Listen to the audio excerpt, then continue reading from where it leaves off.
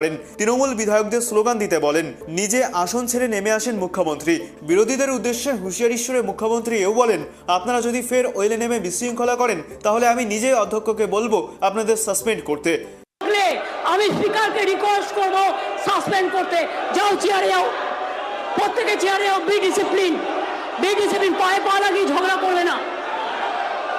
নয় না, জায়গায় যাও। আমি কিন্তু নাম নিয়ে এবার বলবো, স্পিকার কিন্তু তাদের করে দেবে। যারা বসবেন না, আমি কিন্তু স্পিকারকে অনুরোধ করবো সাসপেন্ড করতে। সে আমাদেরই হোক আর ওদেরই হোক, যারা বসবেন না, হাউস চলতে দেবেন না, তাদের সবাইকে সাসপেন্ড করুন। পরিস্থিতি কিছুটা আয়ত্তে আসতেই ফের চিৎকার করতে শুরু করেন বিজেপি বিধায়ক অগ্নিমিত্রা পাল। বিরোধী দলনেতা শুভেন্দু অধিকারীকে কেন সাসপেন্ড করা হয়েছে তা নিয়ে ফের তুমুল বিক্ষোভ দেখান। তখনই বিধানসভার অভ্যন্তরে শৃঙ্খলা ভঙ্গের অভিযোগে একে একে বিজেপি বিধায়ক শঙ্কর ঘোষ, অগ্নিমিত্রা পাল, মিহির গোস্বামী, অশোক দিন্দা এবং বঙ্কিম ঘোষকে সাসপেন্ড করেন অধ্যক্ষ Biman Bandyopadhyay. In exercise of my power conferred under rule 348 আমি মিহির গোস্বামীকে সাসপেন্ড করছি। I tell Mihir Goswami to withdraw from the house. Mihir গোস্বামীকে মার্শাল দিয়ে বলবো ওকে বার করে দিন, মিহির গোস্বামীকে বার করে দিন। তাতেও থামেনি বিজেপির প্রতিবাদ। বিধানসভায় রীতিমতো উত্তপ্ত আবহ। মিহির গোস্বামীকে কার্যত চ্যাংদোলা করে বার করে দেওয়া হয়। আমি প্রতিবাদ করেছিলাম যে মেয়র ফিরহাদ হাকিমকে স্পিকার মাইক এলাও করেছে স্লোগান দেওয়ার জন্য।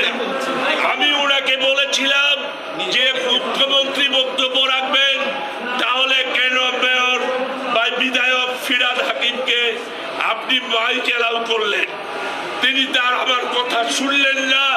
তার পরিবর্তে আমাকে গায়ের জোরে এই বিধানসভা থেকে বহিষ্কার করা হয়েছে। ধিক্কার জানাই এই পক্ষপাতপূর্ণ স্পিকারকে, যিনি দলবাজি ছাড়া তৃণমূলের পদলেহন করা ছাড়া কিছু। বিধানসভায় অশান্তির মাঝে বক্তব্য রাখতে শুরু করেন মুখ্যমন্ত্রী। নরেন্দ্র মোদীকে নিশানা করে চোর স্লোগান দেন মমতা বন্দ্যোপাধ্যায়।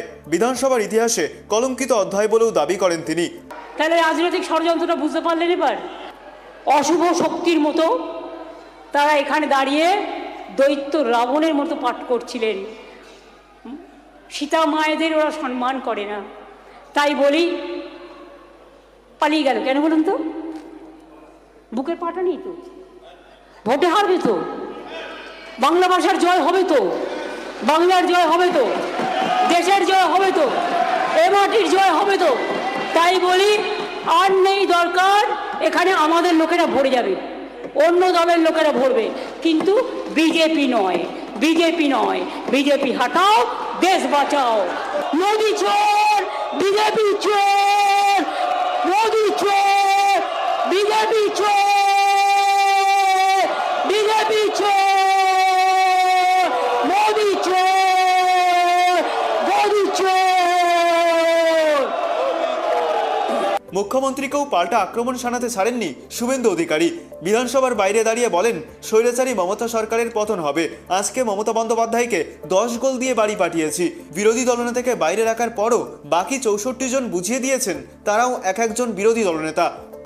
এবং মমতা ব্যানার্জির এই তানাশাহী স্বৈরাচারী তার রাজত্ব খতম হবে, আমরা এটা বিশ্বাস করি। বাংলার জনগণ আমাদেরকে পাঠিয়েছিলেন বিধানসভায়। আমরা আজকে স্বৈরাচারীকে 2.5 ঘন্টা বুঝিয়ে দিয়েছি। 2,33,27,000 রাষ্ট্রবাদী জনগণের ভোট আপনারা দিয়ে প্রকৃত লোকদের পাঠিয়েছেন। ভেবেছিল বিরোধী দলনেতা শুভেন্দু অধিকারীকে এই মমতা, চোর মমতার বক্তব্যের সময় বাইরে রেখে ফাঁকা মাঠে গোল করব। সাম্প্রতিক সময়ে বিধানসভার অভ্যন্তরে শাসক বিরোধী এমন টানটান উত্তেজনা কবে শেষ দেখা গিয়েছে তা জানা নেই। তবে প্রশ্ন একটাই, বিশেষ অধিবেশনের উদ্দেশ্য কি কার্যকর হলো? রাজনৈতিক বাকবিতণ্ডার মধ্যে কোথাও যেন চাপা পড়ে গেল বাংলা ভাষার অধিকার নিয়ে মূল প্রশ্নটি। ক্যামেরায় বরুণ ভান্ডারী ও সূর্য শঙ্কর অধিকারীর সঙ্গে দেবযানী সরকার ও ত্রয়ন চক্রবর্তীর report, tribe TV Bangla, Kolkata.